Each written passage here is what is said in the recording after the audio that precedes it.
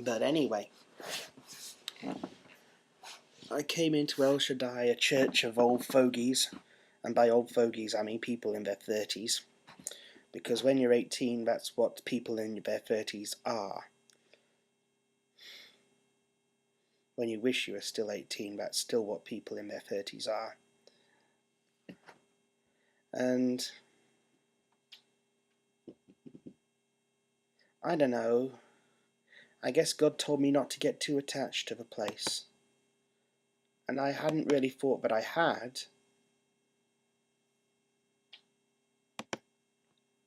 But I stayed there for an awfully long time, maybe after I should have left.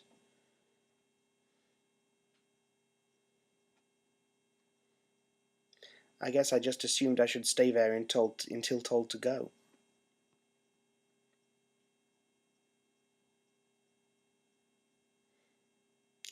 And then life got complicated. University came up and all of that. Back at El Shaddai, I was still essentially a young person.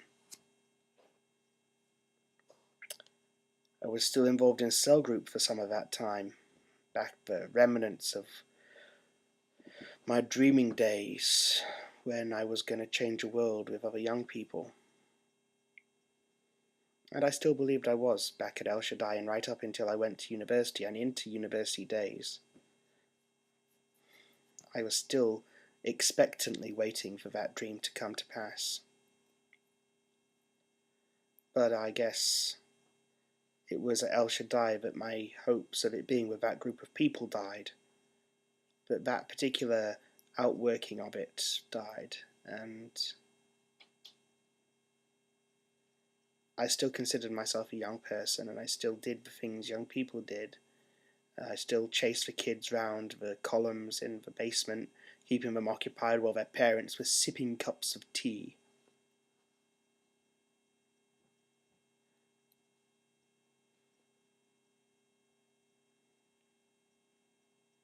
I still got taken out to involved with people like Victoria Bartholomew,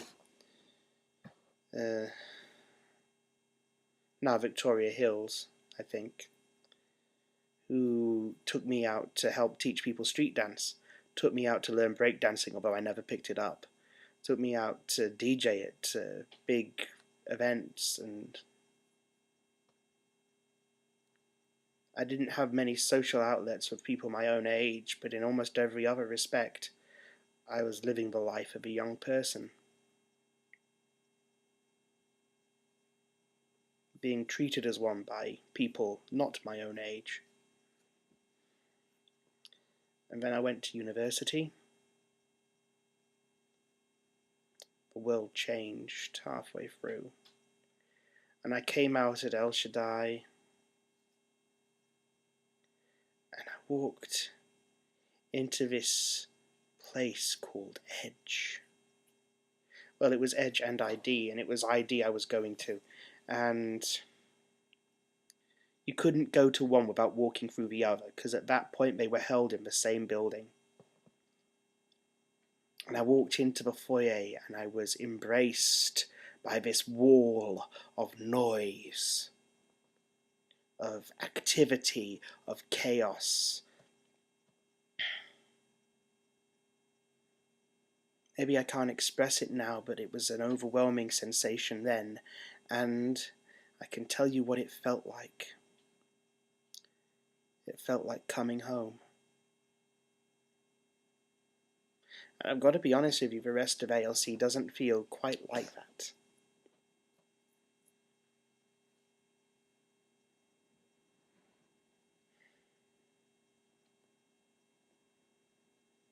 And I remember being in one of our joint meetings in those early days. And I was worshipping God, and the young people were down at the front singing their hearts out. And the ideas, the 18 to 30s, were at the back trying to be cool and reserved. And here was I, just overwhelmed. And tears were rolling down my cheeks. And it was this indescribable mixture of pain and hurt from years coming out, and joy at being able to just sit, just being allowed to sit among these people again, whom I'd been missing so much, these young people whom I had thought were my peers, and now desperately missed as having them as peers, and here was I sitting among them, and envying what they had, and at the same time being glad for them that they have it, and that they're being given an opportunity to express it, opportunities I suspect I was never given. Some of them seem to do things and have opportunities to do things that I never had.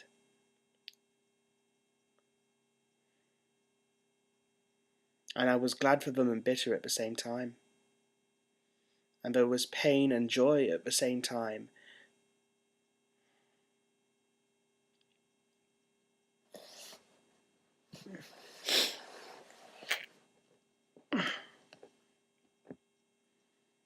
And my one plea that had been echoing in my heart just went up to God. God, I want to be young again. And just like I said into a microphone a long time ago, in a field in Sexhow, after watching a couple of kids mock blowjobs on glow sticks, and generally act like ninjas, swinging them around like nunchucks in the middle of the night when curfew was approaching, and some adult came along and decided that their kids were being too noisy and too hyper and ushered them back into bed, and I really didn't understand what they were getting so uptight about.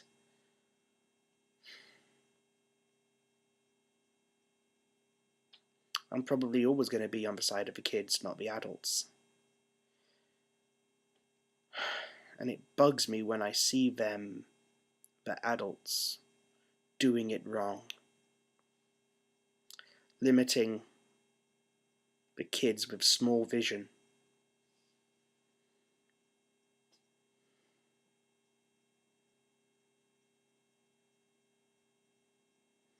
I wrote a letter once to David Niblock, and it was a letter I never intended to send. Daniel Ray, my friend, had nagged me about getting involved in youth leadership in church, because he could see that I was depressed and that I was worked up. I don't know, whatever reason, he seemed to think like I should be involved in it, and since I had a passion for youth and the young, and I just wrote this letter about all the reasons I shouldn't be a youth leader. And I guess the crux of the thing was I'd actually, lead. Instead of telling them to all be quiet and be safe and teach, I wouldn't oversee, I wouldn't supervise, I'd lead. I'd lead them straight into hell. Not as lambs to the slaughter, but an army to destroy and subjugate. I would encourage them to take risks, and I would give them permission to take risks.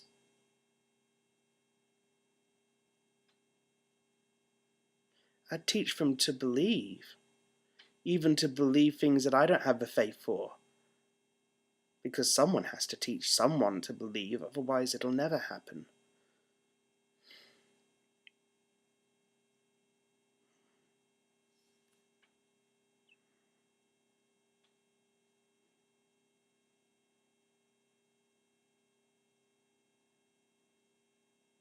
I teach them.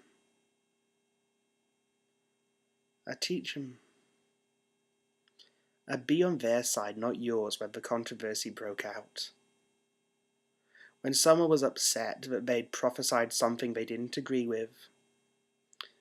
When they'd been somewhere that someone didn't think was appropriate, doing something for God that they thought was not suitable for young people, or that was too controversial or too dangerous, or just too likely to draw criticism from secular or other religious sources. I'd actually be on their side, not the churches. In fact, I'd be encouraging them to keep doing it. In fact, I even know if young people truly grab their destiny and run with it, there's going to be martyrs. You know, I'm not advocating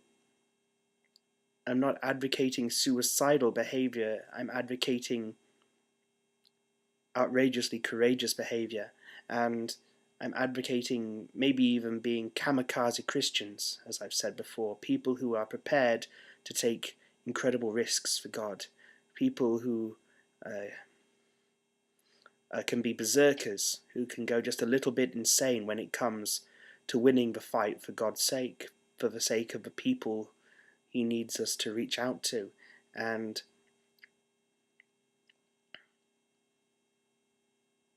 my argument, my compassion, my care for them would be to allow them to take those risks, even when there would be casualties. You know, I'm not going to lie to them. I'm not going to tell them that they don't risk becoming the next martyr. And even when our young people, even if one of them were to come back in a body bag, even if one of them were to be shot by a drug addict, or one of them were to be sued for doing something that the secular community found unacceptable, I would still be there saying, you are not allowed to stand in the way of what God's doing through these young people. That's why they'd never want me as a youth leader.